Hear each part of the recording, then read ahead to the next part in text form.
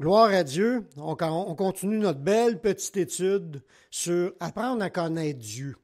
En réalité, comme j'ai dit au départ, c'est comment évangéliser. On ne parle pas de l'extérieur, là, comment est-ce qu'on doit s'habiller puis se présenter, tout ça. On parle des sujets bibliques. Tu veux parler de Dieu, tu veux prouver par ta Bible que Dieu, c'est Dieu, puis quel Dieu qui est Dieu, puis Jésus est-tu Dieu, mais c'est important d'avoir des versets. Parce qu'aujourd'hui, il y a du monde qui sont ferrés, là, qui ont étudié des manières de pogner les chrétiens puis leur faire croire que c'est pas vrai, en utilisant la Bible. Comme un exemple, c'est écrit qu'il n'y a pas de Dieu. C'est écrit dans la Bible qu'il n'y a pas de Dieu. Mais si tu prends cette phrase-là puis tu ne sais pas c'est quoi qui est écrit avant puis après, pour la mettre dans le contexte, tu vas dire « Ah, mais il n'y a pas de Dieu, c'est écrit dans la Bible qu'il n'y a pas de Dieu. » Les gens sont ferrés aujourd'hui pour découvrir des manières de tromper les chrétiens. Puis si les chrétiens ne sont pas affermis dans les versets qui prouvent ce qu'on croit, des fois, ils peuvent mettre des gros doutes. Puis vous allez peut-être décider de tout lâcher. Il n'y a pas de verset qui dit qu'il n'y a pas de Dieu, sauf qu'il y en a un qui dit que l'insensé dit en son cœur qu'il n'y a point de Dieu. Ça ne veut pas dire qu'il n'y a pas de Dieu, c'est l'insensé qui dit ça en son cœur. Fait que la parole de Dieu, elle appuie qu'il y a un Dieu, mais on a besoin de connaître ces petits détails-là. Aujourd'hui, on continue à parler en présentant Dieu. La semaine passée, j'ai parlé de Dieu le Père, puis j'ai parlé aussi que Jésus est Dieu. J'ai démontré par des enseignements de l'Ancien Testament que ça l'annonçait la venue de Jéhovah, de Yahweh, sur la terre, puis que ça annonçait aussi une route pour notre Dieu. C'est notre Dieu qui est venu nous visiter, puis c'est le Seigneur Jésus-Christ. Que j'ai démontré plusieurs passages pour nous démontrer ce que Jésus était, comment ce qui était appelé dans la Bible, ses noms, puis qui était présenté comme étant Dieu. Aujourd'hui, on va parler du Saint-Esprit. Comme j'ai dit au début, il n'y a qu'un seul Dieu, mais il est formé de 3 personnes distinctes, mais qui sont soudées ensemble pour former qu'un. Ils ont la même volonté, le même but, les mêmes pensées, même s'ils sont 3 qui peuvent se parler ensemble. Ils ne s'ostinent jamais, eux autres. Puis ils s'aiment au bout en plus. Ils s'aiment au bout parce que Dieu est amour. Dieu est amour, fait que Jésus est amour, le Père est amour, puis le Saint-Esprit est amour. Les 3, ils ont la même puissance, ils ont la toute-puissance. Les 3 sont éternels, ils n'ont jamais eu de commencement, puis ils n'auront jamais de fin de jour. Les 3 savent tout, ils savent toutes choses. On va voir ça un peu plus tard dans l'étude pour voir différentes caractéristiques de Dieu. Aujourd'hui, on va parler que la Bible nous présente que le Saint-Esprit est aussi Dieu, dans l'un seul Dieu. Le Saint-Esprit n'est pas une invention du temps de Jésus, parce qu'il y en a qui pensent « Ah, le Dieu a envoyé sa puissance suite à sa résurrection. » C'est la puissance de Dieu, c'est juste une force qui est envoyée pour venir faire de l'ouvrage sur la terre. Ça n'a pas commencé là. Ça, il y a des gens qui pensent comme ça. Mais dans la Bible, c'est écrit qu'il a toujours été là avec Dieu. Depuis le début de la création terrestre, on le voit qu'il est à l'œuvre, le Saint-Esprit. Au début, au commencement, dans Genèse, dans le livre de Genèse, c'est le chapitre 1, le verset 1. Ça dit, au commencement, Dieu, là je vous ai dit, c'est Elohim, qui sont un seul Dieu. C'est Dieu créa les cieux et la terre. Puis ça, j'ai démontré que ce mot-là, Dieu, c'est Dieu le Père, puis c'est Jésus aussi qui se fait appeler Elohim, qui fait partie de ce Dieu-là. Ça dit, il a créé les cieux et la terre. La terre était informée vide. C'était comme si elle n'était pas encore toute détaillée dans tous ses détails, mais c'était une boule qui était là. Il y avait des ténèbres, il faisait noir à la surface de l'abîme, qui est la mer. Et l'Esprit de Dieu se mouvait au-dessus des eaux. Fait qu'on voit que le Saint-Esprit, il est à l'œuvre depuis le commencement. C'est pas, comme je vous disais, c'est pas une invention dans le temps de Jésus. Il a toujours existé, puis il était avec Dieu lors de la création. Il se mouvait au-dessus des eaux, parce que la manière qu'on doit voir cela, il a créé la terre, il n'y avait rien d'autre, puis ça dit que la terre est entourée d'eau, c'est une boule d'eau. Après ça, le sec a paru. Après ça, il y a eu d'autres choses, mais là, ça dit que l'Esprit de Dieu se mouvait au-dessus des eaux. La Bible nous le dit, pour la prochaine idée, là, ça le confirme qu'il existe plusieurs esprits dans ce monde. Des esprits, il faut comprendre où est-ce que ça devient. Les esprits proviennent du monde invisible, le monde spirituel, le monde où ce qui est Dieu. Dieu lui-même est esprit. Mais il a créé aussi des anges qui sont des esprits au service de Dieu. Puis il en a créé des milliards, puis il en a créé de toutes sortes de formes, avec des titres différents, puis avec des hiérarchies, avec des autorités, puis ils ont toutes sortes de rôles à jouer dans ce monde. Dieu avait créé dans le monde invisible des esprits. Fait que il y a plusieurs esprits qui sont dans le monde. Mais nous, en tant que chrétiens, quand tu nais de nouveau, tu reçois l'esprit qui vient de Dieu. On ne reçoit pas n'importe quel esprit, on reçoit l'esprit qui vient de Dieu. Dans 1 Corinthiens 2,12, ça dit « Or, nous n'avons pas reçu l'esprit du monde, mais l'esprit qui vient de Dieu, afin que nous connaissions les choses que Dieu nous a données par sa grâce. » On voit que le Saint-Esprit vient de Dieu. Ça veut dire qu'il était en Dieu avant de nous être envoyé. Il vient de Dieu, la même chose que Jésus. Il dit, je suis venu du Père, je suis venu dans le monde, maintenant je quitte ce monde, puis je retourne au Père. Le Saint-Esprit, lui, nous a été envoyé de Dieu, la même chose que Jésus nous avait été envoyé de Dieu. Dieu avait promis, dans l'Ancien Testament, par les prophètes, de distribuer de son esprit à ceux qui le cherchent. On voit ça dans Actes 2, 17. La promesse était « Dans les derniers jours, dit Dieu, je répandrai de mon esprit sur toute chair. » Ça veut dire que Dieu avait prévu de répandre de son esprit. Il ne parle pas des esprits. Il parle de son esprit qui est distribué. L'esprit qui vient de Dieu, qui a été distribué dans le monde à tous ceux qui le veulent.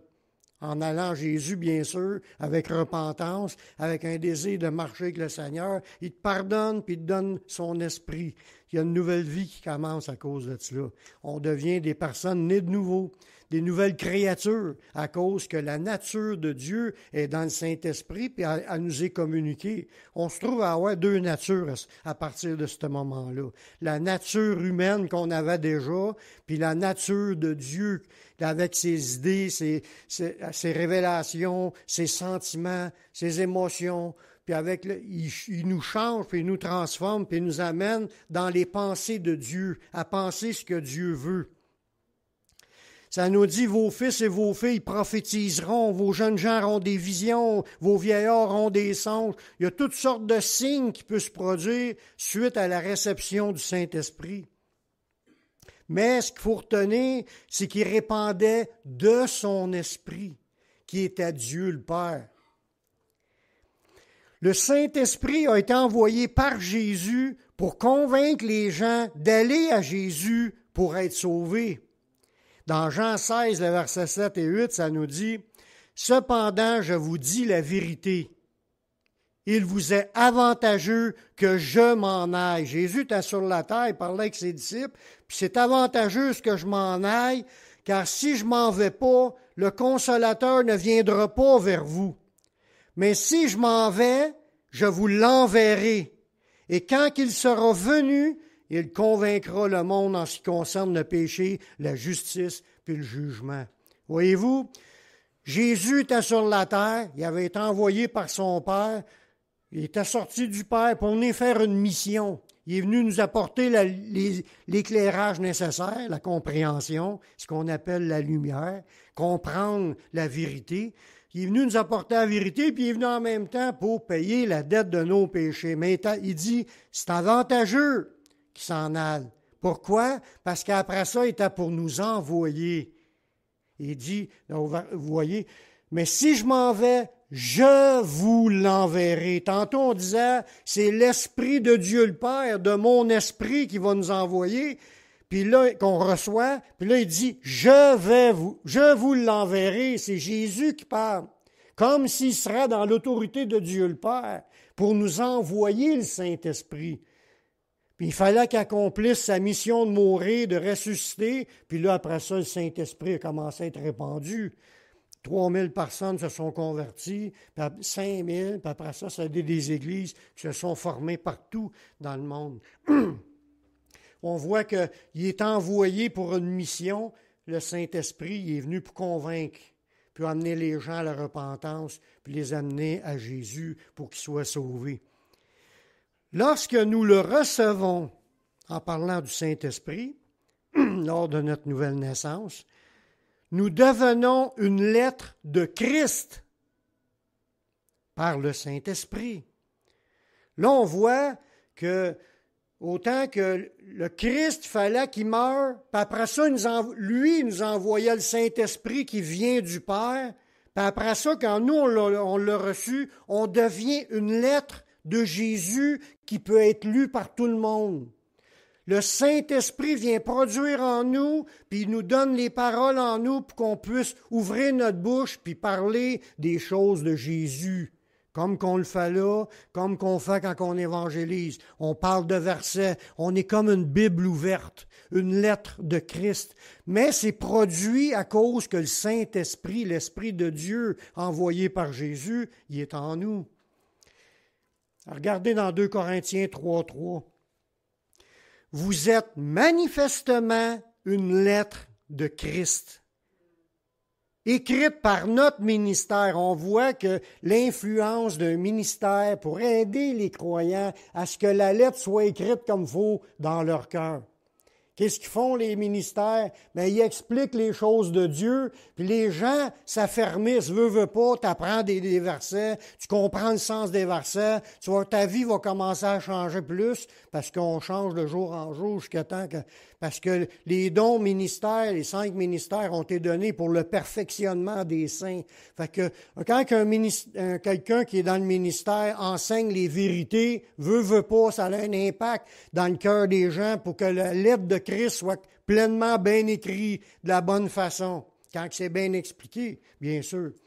Puis là, les gens, il dit, vous êtes manifestement une lettre de Christ écrite par notre ministère, non avec de l'encre, mais avec l'Esprit du Dieu vivant. Fait que c'est le Saint-Esprit qui travaille dans les ministères pour enseigner et expliquer les choses, pour que tout s'écrit dans les cœurs des croyants, pour que tous deviennent des lettres de Jésus. Tu as reçu le Saint-Esprit pour que le monde voit en toi Jésus, qui est Dieu. On l'a dit, Jésus est Dieu, comme Dieu le Père est Dieu. Le Saint-Esprit qui vient de Dieu nous est mis en nous pour qu'on devienne, qu'on ressemble comme Jésus. Les trois, là, vraiment, sont connectés ensemble. Quand on continue à développer ces idées-là, on va voir que lorsque quelqu'un ment contre des mensonges à un chrétien, il ment au Saint-Esprit qui est dans le chrétien, et il ment à Dieu en même temps. Si quelqu'un, comme Jésus a dit ailleurs aussi, si quelqu'un vous reçoit, me reçoit, il reçoit Jésus, puis il reçoit celui qui l'a envoyé, Dieu le Père. Nous, en ayant le Saint-Esprit, on marche dans ce monde, puis les gens voient Christ, mais ils ne savent peut-être pas, là, mais nous, on le sait.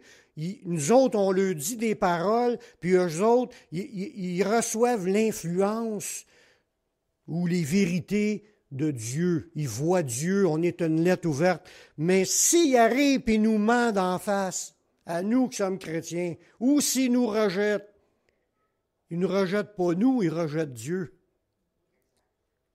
Oui, il nous rejette nous, mais il nous rejette nous et il rejette Dieu parce que Dieu est en nous, dans le Saint-Esprit. Regardez bien comment c'est écrit dans Acte 5, le verset 3 et 4. Il est arrivé une situation après avec les actes des apôtres où les gens étaient généreux au bout. Ils vendaient leur propriété puis amenaient l'argent aux apôtres. Puis il dit, j'ai vendu ma propriété, je vous emmène de l'argent, ça va pouvoir vous aider à nourrir la foule. Il était à 3000, puis ça montait à 5000 personnes. Puis c'était à l'église, puis il y avait des tables, puis le monde était nourri par l'église. Il y avait vraiment une communauté qui était en train de se bâtir là. Puis Ananias, lui, avec sa femme Saphira, ils ont vendu une propriété, ils en ont gardé une partie, puis il dit, on a vendu ça à ce prix-là. Il est en train de mentir à Pierre. Mais Pierre, il avait le Saint-Esprit en dedans de lui. Puis le Saint-Esprit, il a dit qu'il est en train de mentir.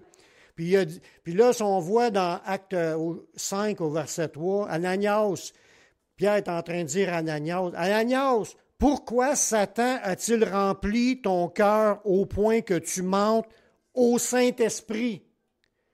Pierre, il est là, puis il sait que le Saint-Esprit en lui. Puis là, le gars, en comptant sa menterie, il dit, t'es en train de mentir au Saint-Esprit, puis que t'en as retenu une partie du prix du champ. Si tu n'as pas été vendu, ne te restait-il pas? Il n'était pas obligé d'amener ça puis de compter une menterie. Il aurait dit, tu aurais pu le vendre puis la garder ton argent. Mais ce gars-là voulait se montrer bon, il en a gardé une partie, puis il est allé dire que c'est voilà tout l'argent que je vous ai emmené. Puis après qu'il a été vendu, le prix n'était-il pas à ta disposition? Comment as-tu pu mettre en ton cœur un pareil dessein?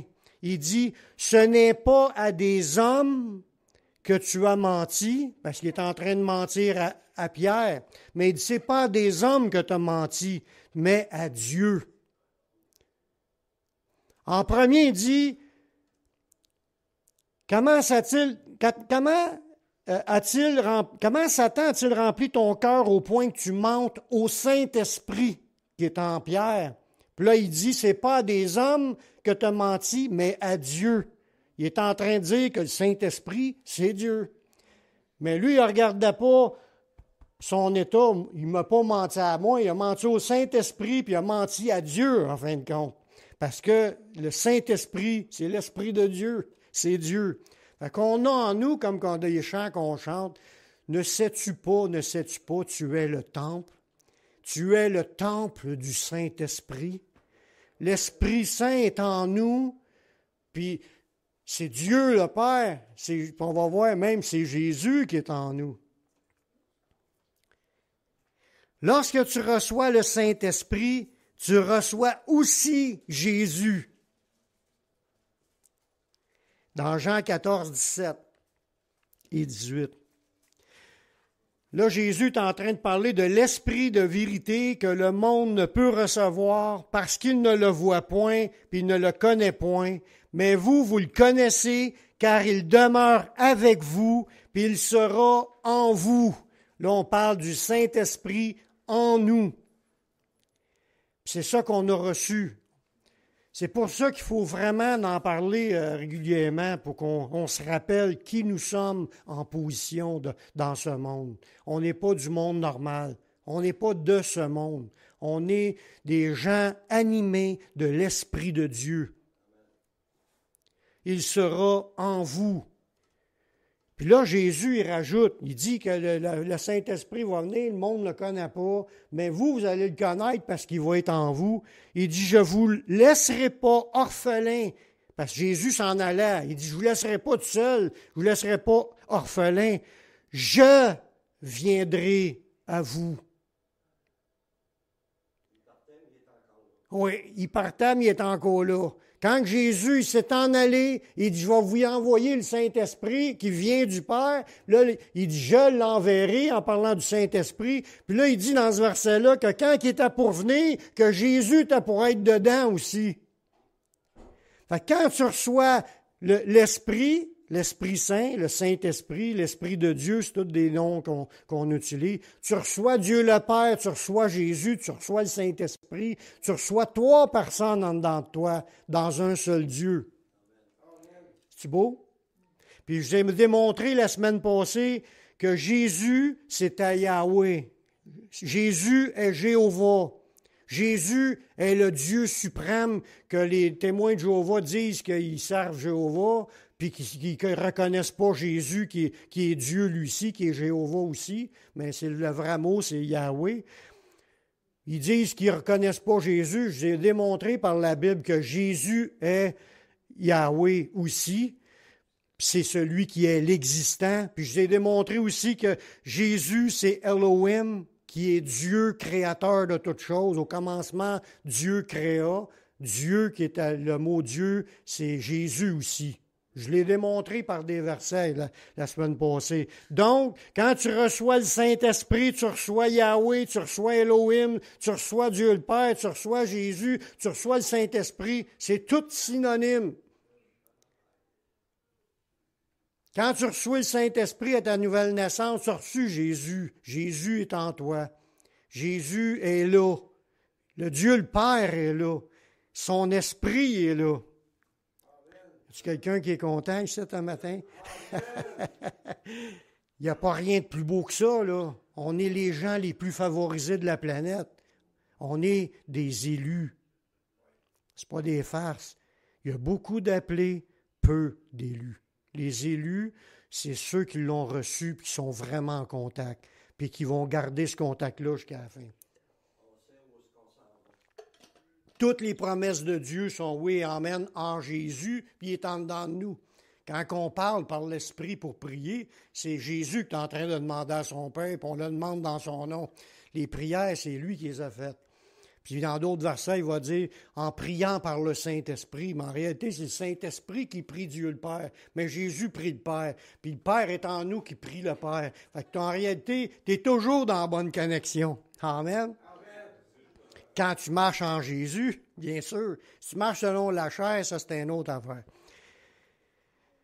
Il y a quelques versets que je vais vous montrer pour démontrer que le Saint-Esprit n'est pas seulement que la force de Dieu, mais qu'il est une personne. C'est encore un autre point qu'il faut connaître, parce qu'il y a témoins de Jéhovah, puis il y a d'autres religions qui parlent du Saint-Esprit comme si c'était juste une force, la force de Dieu. Dieu t'envoie sa force. C'est vrai que Jésus a dit ça de même, il a dit « Je vais vous envoyer une puissance ». Celle du Saint-Esprit. Oups, il y a le Saint-Esprit dans cette puissance-là. Tu ne reçois pas juste la puissance, tu reçois le Saint-Esprit qui est puissant. C'est lui qui est puissant, ce n'est pas nous qui recevons. Hey, regardez ça, je l'ai, la puissance. Moi. Non, c'est pas de même. Regardez ça, regardez-moi pas, regardez que c'est le Saint-Esprit qui peut faire quelque chose, là. C'est lui qui est le Tout-Puissant. Nous, on est juste des vaisseaux, des vases contenant cette puissance, cette gloire. On est devenus saints à cause de sa présence. C'est quelque chose, ça, là. Personne ne peut arriver à comprendre puis à dire que Jésus est Seigneur sans que le Saint-Esprit lui révèle. Faut que le Saint-Esprit parle à quelqu'un dans son esprit pour lui faire comprendre que Jésus, c'est le Seigneur. C'est c'est Dieu. Si on comprend ça, c'est parce que c'est le Saint-Esprit qui nous l'a fait comprendre pour qu'on soit capable de le dire. Il y en a peut-être qui sont des perroquets, ils vont le répéter sans comprendre, mais moi je parle de ceux vraiment qui l'ont confessé, vraiment parce qu'ils ont cru. Cette conviction-là, c'était grâce au travail du Saint-Esprit qui travaillait en nous, sur nous, avant qu'on se convertisse.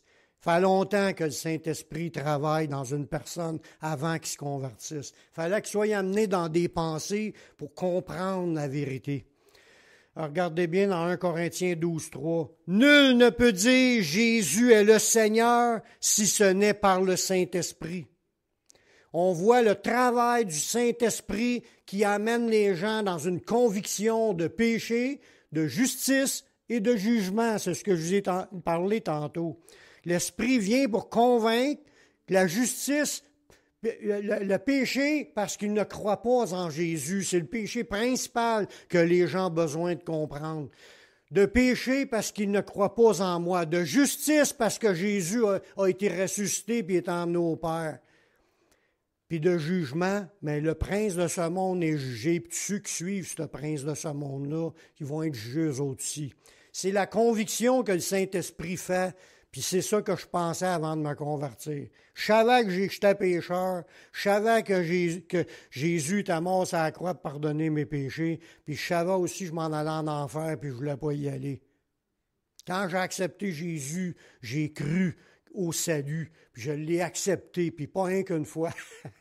J'allais revoir le pasteur. L'autre jour, j'étais pas sûr, j'étais sûr de l'avoir dit, mais là, je veux être sûr que vous entendez que je l'accepte comme mon sauveur, puis je m'engage. Je l'ai répété plusieurs fois, parce que je voulais être sûr qu'on sache que j'y croyais. Puis c'est encore pareil aujourd'hui.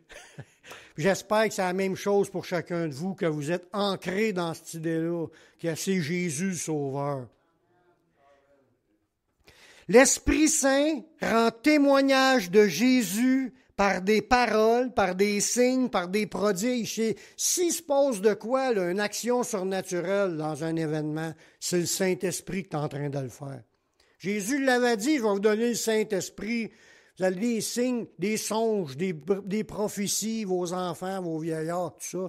C'était des promesses de Jésus qu'une fois que tu es chrétien, tu vas en vivre des affaires. On a tout un quelque chose à raconter sur ce que Dieu a fait dans nos vies. Dans Jean 15, 26, il dit « Quand sera venu le Consolateur, que je vous enverrai de la part du Père », c'est encore un autre verset qui parle que le Saint-Esprit est envoyé, puis c'est Jésus qui nous l'envoie, puis il vient de la part du Père. Comme j'ai dit aussi dans l'étude la semaine passée, que toute chose, ça vient de Dieu. Même le Saint-Esprit vient de Dieu le Père. La création vient de Dieu, mais a été créée par Jésus, que lui commandait les choses pour que les choses se mettent en place. Puis c'est le Saint-Esprit qui met en place les choses, qui se mouvaient au-dessus des eaux après avoir terminé sa boule.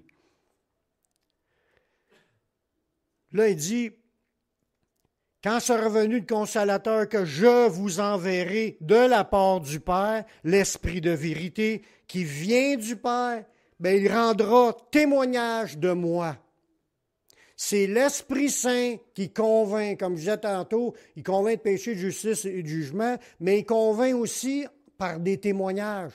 Il dit, il rendra témoignage de moi. Quand Jésus a dit, vous recevrez une puissance, le Saint-Esprit va venir sur vous et vous serez mes témoins. Pour être un témoin, il faut que tu aies le témoignage du Saint-Esprit en dedans de toi, sinon tu es juste du bruit. Pour que ça ait un impact dans la vie, il faut que le Saint-Esprit soit en toi et parle à travers toi, parce que c'est lui qui rend témoignage. Il dit, quand tu le reçois, tu vas devenir un témoin. Un témoin, ça rend témoignage. J'ai vécu telle affaire avec le Seigneur. Tu rends témoignage de ce que le Saint-Esprit a fait dans ta vie. C'est grâce à son action à lui, au Saint-Esprit, qu'on peut être. S'il ne sera pas là, s'il sera juste une force, il ne pourra pas agir à travers de toi. On va voir encore des versets encore plus profonds. Le Saint-Esprit est très capable d'évaluer les situations puis de dire ce qu'il pense sur un sujet. Des fois, il ne demande pas. « Seigneur, qu'est-ce que je dois faire? » Il est très capable d'évaluer les choses et nous donner des réponses qu'on a besoin d'entendre pour s'enligner dans le bon chemin.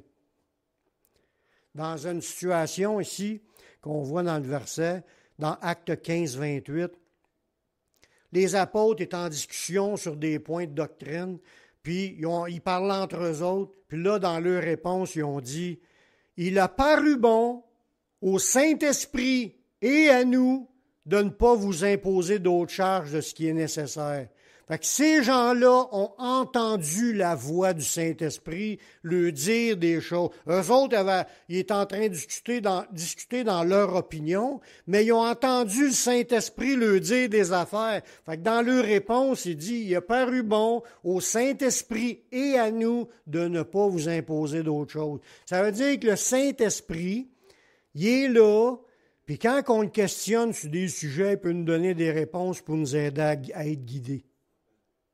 C'est ça que Jésus avait dit, il vous conduira. Il vous enseignera toutes choses. C'est la job du Saint-Esprit. Il ne faut pas se gêner de lui demander quelque chose quand on a besoin d'avoir une réponse. Il faut lui demander, puis il faut être à l'écoute. Parce que souvent, il nous parle, mais quand ça ne fait pas notre affaire, la réponse qui nous vient dans notre esprit quand on l'a demandé. Puis on passe vite, puis on essaye de pas faire semblant qu'on n'a pas entendu rien. Il faut être à l'écoute, puis accepter ce qu'il nous montre. Tiens, amen à quelque part. Le Saint-Esprit distribue ses dons, parce que ses dons, c'est par le Saint-Esprit qu'on est un témoignage. Il distribue ses dons comme il le veut. À nous, il dit aspirer aux dons. Mais c'est le Saint-Esprit qui décide qui va l'avoir, le don, puis de quelle façon qu'il va être exercé. Même des ministères, c'est la même affaire. Il y a des gens qui ont reçu des directives par le Saint-Esprit, puis des fois, ils pouvaient penser que c'était une affaire, puis des fois, le Saint-Esprit les emmène dans d'autres choses. Ça ne fait pas tout le temps notre affaire où ce qui nous emmène. J'ai déjà eu une prophétie un coup par quelqu'un qui me donnait une parole du Seigneur, puis il me disait, le Seigneur, il va te mettre un collier à ton cou, puis il va t'emmener où ce que tu veux pas. Quand tu es rendu dedans, tu n'es pas content dans l'affaire que tu veux pas. Tu n'es pas si heureux que ça. Des fois, ça ne fait pas notre affaire. Mais c'est important que je passe là. Dieu sait pourquoi. Moi, je crois que ça fait partie de la formation, de vivre des affaires, que Dieu nous emmène dans des affaires pour nous former, pour nous amener à être capable d'être plus forts, pour être capable de passer encore d'autres affaires plus dures. Ça arrive à tous les chrétiens. Si tu lis le livre, là, Le chemin du calvaire, je l'ai lu au début de ma vie chrétienne. Ce chemin-là se parle d'un chemin de brisement. Que les chrétiens doivent être brisés. Il faut que tu abandonnes toute résistance. Il faut que tu sois capable de te soumettre à sa volonté. Tout le livre là, parle dans ce sens-là. C'est comme le résumé, là. Si tu veux prendre ta croix puis le suivre, tu n'as pas le choix de passer par ce chemin-là. Puis Jésus a appelé tous ses enfants à passer par ce chemin-là. Fait que là, je t'ai rendu au point de dire, c'est le Saint-Esprit qui décide qui entrera dans un ministère. Ah non, avant, c'était le Saint-Esprit qui distribue ses dons comme il le veut. C'est mentionné dans 1 Corinthiens 12, 11. Ça dit, un seul et même esprit opère toutes ces choses. Quand on parle d'opération, c'est qu'est-ce qui se déroule dans une réunion ou qu'est-ce qui se déroule d'une manifestation surnaturelle quand tu évangélises ou quand tu es avec du monde, puis tu as une poussée, tu as une conviction, il faut que tu dises quelque chose. Mais ça, là, c'est le Saint-Esprit qui opère tout ça. C'est le travail du Saint-Esprit. Dans un sens, il ne dit pas que c'est Jésus qui fait ça. Il ne dit pas que c'est Dieu le Père. Il dit que c'est le Saint-Esprit qui a une volonté de décider qui va avoir le don, puis comment il va être exercé, puis quelle force qu'il va avoir pour exercer son ministère. Parce qu'on a tous des dons différents, puis en plus, des énergies ou des puissances différentes, avec des dons qui nous accompagnent différents d'un à l'autre. Ce n'est pas des copies à 100% de tout le monde. Un autre Billy Graham, tu n'en reverras peut-être jamais. Puis un autre Bunky, c'est la même affaire. Puis on est toutes des pièces uniques que Dieu a choisies, que Dieu a appelées, que le Saint-Esprit équipe. Puis il va se manifester à travers chacun de vous comme il a décidé, pas comme vous le voulez. C'est pour ça qu'il dit, quand tu marches par l'Esprit, il dit, afin que vous ne fassiez pas ce que vous voudrez.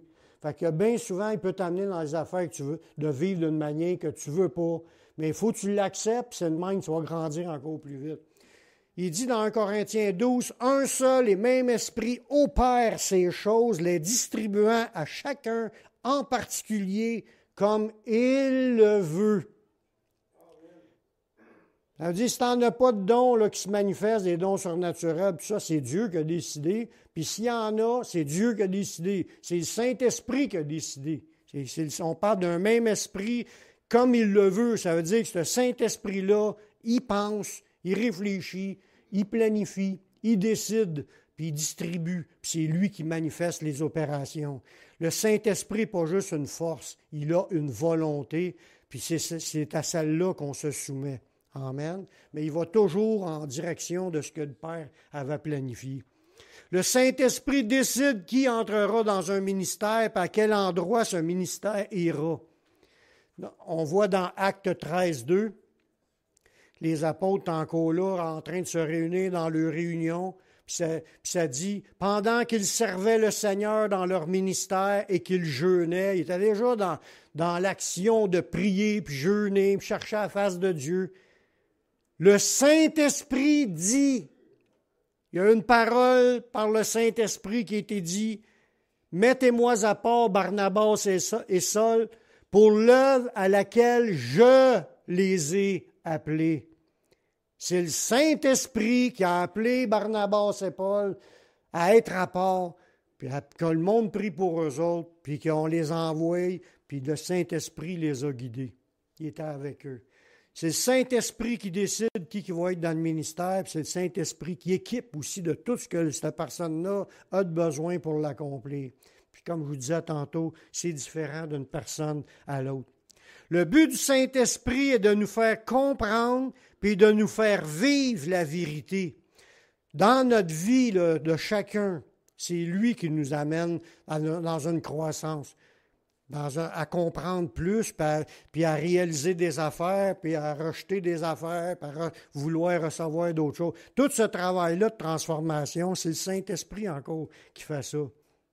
Jésus l'avait dit dans Jean 16, le verset 13, il dit « L'Esprit de vérité, il vous conduira dans toute la vérité. » Il n'a pas dit dans toutes les vérités. Dans toute la vérité. La vérité est plus grosse qu'on pense. Ce n'est pas juste une portion de la vérité qu'il faut comprendre. Le but de Dieu, c'est de nous envoyer son Saint-Esprit dans le but qu'on comprenne au complet la vérité.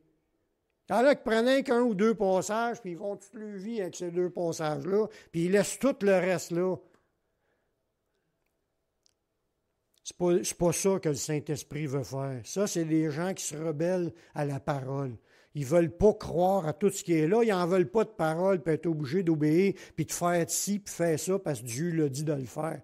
Ils ne veulent pas ce qu'il faut mettre en pratique, les lois morales qui sont écrites, puis les gens ils se concentrent sur « Je suis sauvé, puis on s'en va au ciel. Une fois sauvé, t'es sauvé, pas besoin de rien faire. » Le gars, il est en adultère toute la semaine en faisant toutes sortes d'affaires, puis c'est pas grave, il dit on est sauvé, on est toujours sauvé. Il a juste pris un ou deux versets, puis il laisse le reste.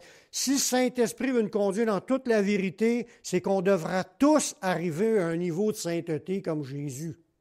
Le but à atteindre, là, du moins. Tiens, amen. On devra tous être dans une soif d'adorer notre Dieu, de l'aimer puis de l'adorer quand tu es conduit par l'Esprit dans la vérité. Il n'y a rien d'autre qui compte. Comme Jésus, il n'y avait rien d'autre qui compte que de servir son Père, d'obéir à son Père. Il nous appelle tous à devenir comme Jésus dans tous les aspects. Puis c'est le Saint-Esprit qui va nous conduire dans tout ça.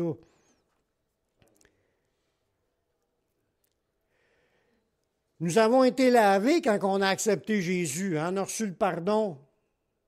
On a reçu le pardon parce que Jésus a accompli le sacrifice. On a été lavés, on a été sanctifiés, on a été justifiés au nom du Seigneur Jésus, parce que Jésus a tout accompli, c'est dans son nom que tout s'accomplit, mais c'est l'Esprit Saint qui fait tout le travail de ces changements-là. Dans 1 Corinthiens 6, 11, ça dit... Et c'est lorsque vous étiez quelques-uns de vous, en parlant de ceux qui vivent dans le péché, mais vous avez été lavés, vous avez été sanctifiés, vous avez été justifiés au nom du Seigneur Jésus et par l'Esprit de notre Dieu. Parce que si tu passes puis tu dis, moi je crois au sacrifice, je demande pardon, mais je ne me repens pas, donc tu n'es pas de nouveau. Si tu n'as pas né de nouveau, tu n'as pas reçu le Saint-Esprit, le travail de transformation ne pourra pas se faire. Tu as beau croire que Jésus est venu il y a 2000 ans puis qu'il est mort sur la croix, mais ce n'est pas suffisant. Il faut que tu aies aussi la repentance pour qu'il t'accorde son esprit. Il dit, repentez-vous et que chacun de vous soit baptisé au nom de Jésus-Christ pour le pardon, puis vous recevrez le don du Saint-Esprit. Puis que tu reçois le don du Saint-Esprit quand il y a de la repentance et de la foi au sacrifice de Jésus. Si tu n'as pas repentance, tu ne reçois pas le Saint-Esprit. Le gars peut se penser assis dans la religion, il croit en Jésus, mais sa vie ne change pas parce qu'il n'est pas né de nouveau. Puis le Saint-Esprit n'est pas là, il n'y a pas de changement qui va se faire par le Saint-Esprit s'il n'est pas là. On continue à aller d'autres beaux petits passages. L'Esprit de Dieu parle au travers de nous. Il est en nous. Il veut parler au travers de nous. Y a-t-il qui croit à cela? Dans Matthieu 10, le verset 19 et 20, il dit « Mais quand on vous livrera, ne vous inquiétez ni de la manière dont vous parlerez, ni de ce que vous direz. Ce que vous aurez à dire vous sera donné à l'heure même. C'est pas vous qui parlerez, c'est l'Esprit de votre Père qui parlera en vous. » Ça veut dire, sois à l'écoute là, pendant que c'est le temps de parler et rendre témoignage. Tu as été livré, tu es emmené devant le chef de prison ou n'importe quoi, tu as des choses à dire. Inquiète-toi pas ce que tu vas dire. L'Esprit parlera en vous. Soyez à l'écoute. Il est là. Il va nous donner ce qu'on a besoin de savoir pour être capable de le dire. Puis il va nous donner une bouche qui va confondre les adversaires. Amen. Il est possible, pour démontrer encore que ce n'est pas juste une force, c'est vraiment quelqu'un qui est là, puis qui nous guide, qui nous conduit, qui nous parle, qui nous montre. Il est possible de l'attrister, de rendre triste le Saint-Esprit. Puis quand on parle du triste, parce qu'en Éphésiens 4,30, ça dit « N'attristez pas le Saint-Esprit de Dieu par lequel vous avez été scellés pour le jour de la rédemption. » Ne le rendez pas triste. Puis le mot triste que là, c'est d'y occasionner de la douleur. Le mot-là veut dire d'y occasionner de la douleur ou de la peine ou du chagrin ou de l'ennui ou de le contrarier ou de l'affliger. Ça veut dire qu'on peut dire des affaires, penser des affaires ou faire des affaires qui rendent triste le Saint-Esprit, qui l'afflige, qui fait de la peine, du chagrin, qui est contrarié, puis on l'afflige. Il n'est vraiment pas heureux d'être là. Ça sera juste une force comme de l'électricité. Tu ne le peux pas rendre triste de l'électricité. Ça ne vit pas. L'Esprit de Dieu qui est en nous vit. Puis la manière il est toujours là. Fait que quand on dit des affaires, qu'on pense, médite des affaires pervers, il les entend toutes. Ça lui fait de la peine, ça l'attriste, ça le contrarie, il est gêné d'être là, puis peut-être qu'il décide de s'en aller. Il est possible aussi d'outrager le Saint-Esprit, puis les outrages, c'est de l'insulter, de l'injurier, vraiment des paroles blessantes, là, puis qu'il manque de respect. Dans Hébreux 10, 29, ça nous dit « De quel pire châtiment pensez-vous que sera jugé digne celui qui aura foulé aux pieds le Fils de Dieu, qui aura tenu pour profane le sang de l'alliance par lequel vous avez été sanctifiés et qui aura outragé l'Esprit de la grâce. » Un outrage, là, c'est comme quand tu passes en cour puis tu dis des insultes au juge, c'est un outrage au tribunal. Un insulte, c'est un outrage, puis tu es passible de le juge t'envoie en prison tout de suite pour une période.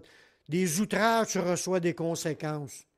Mais ça peut arriver qu'un chrétien vit de façon outrageuse envers le Saint-Esprit. Puis il dit, quand Jésus, il faut le sauver aux pieds, puis ça, c'est ce qu'il est obligé de faire que par la force, quand les Romains les prenaient, les forçaient à blasphémer, que Paul disait.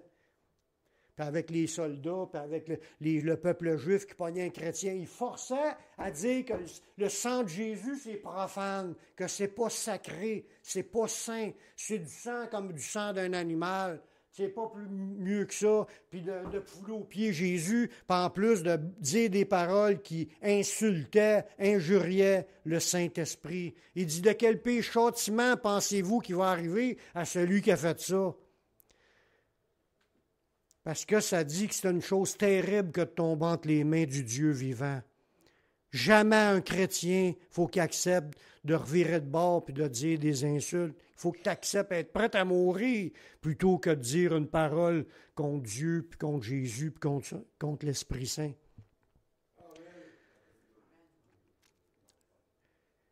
Puis un autre qui est semblable à celle-là, mais c'est prononcé avec un autre mot, c'est dans Marc 3, 29, qu'il est possible de blasphémer le Saint-Esprit. Ça, c'est de parler outrageusement, de l'insulter ou bien même de le calomnier.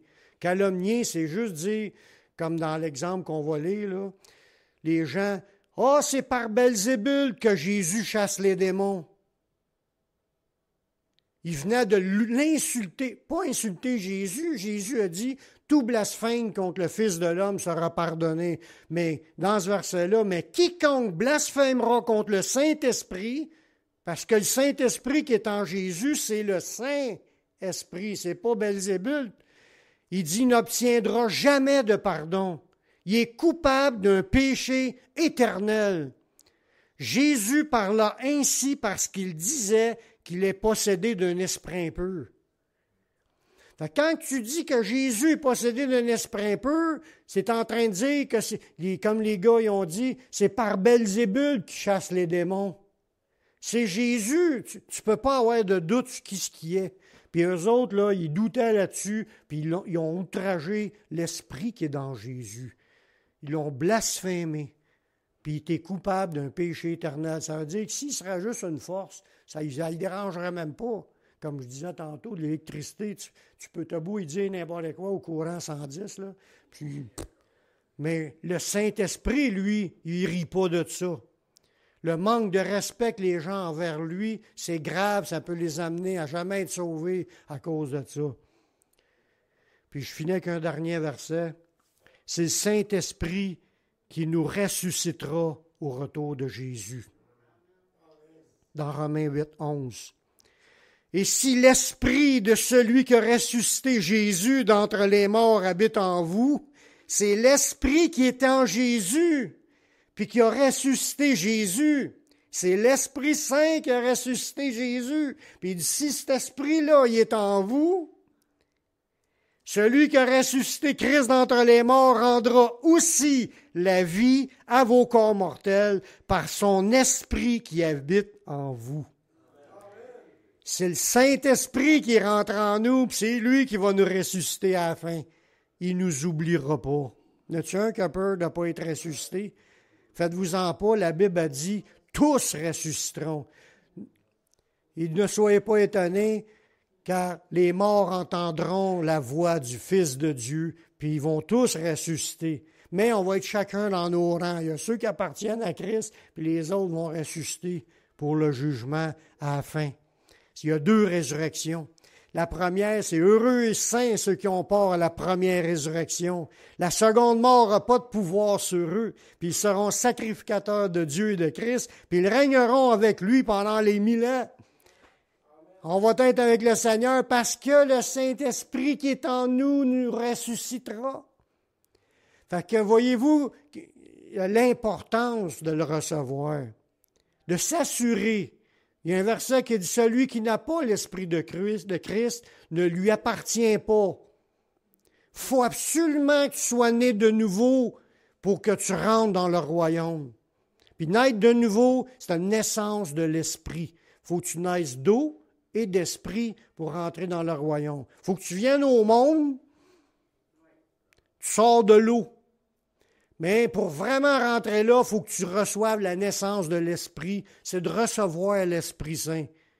Puis il faut que tu le reçoives au moment que tu vas te repentir.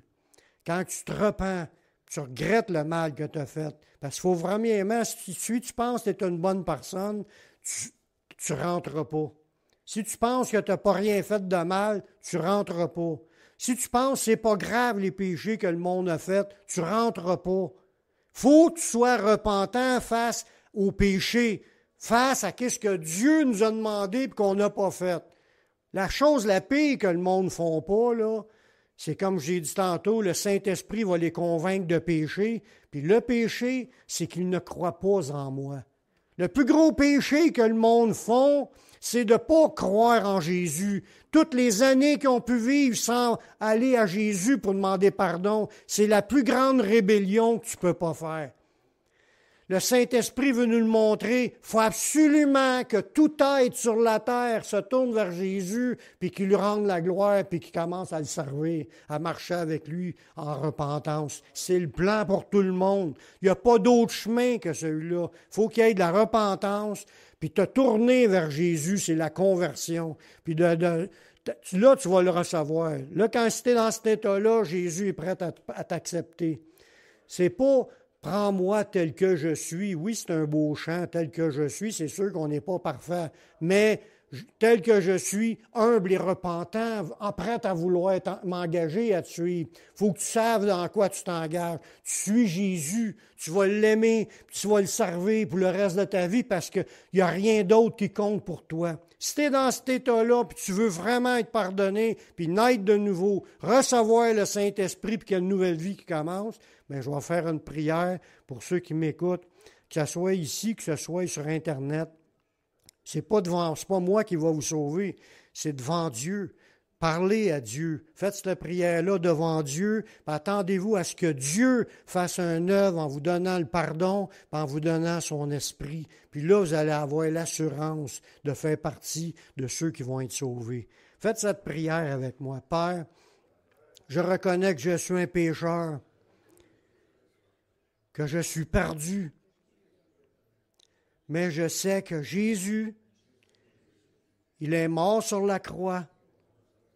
Il a versé son sang pour que je puisse être pardonné. J'accepte Jésus comme mon Sauveur, comme mon Seigneur. Prends ma vie, je la donne. Je veux te suivre, te servir tous les jours de ma vie. Donne-moi ton Saint-Esprit pour qu'il me conduise dans la voie de la vie éternelle. Amen. Amen. Si vous avez fait cette prière, Dieu l'a entendu. Puis si nous confessons nos péchés, il est fidèle et juste pour nous pardonner et nous purifier de toutes nos iniquités. Le Saint-Esprit est là, il a commencé cette œuvre en vous. Continuez à lui demander à tous les jours de marcher avec lui, puis de vouloir recevoir davantage de ce qu'il veut faire en vous. Puis le Seigneur va vous conduire, puis il va vous bénir. Allez dans une église où c'est une église où qui prêche la sainte doctrine, puis vous allez pouvoir grandir avec d'autres frères et sœurs. Amen. Amen.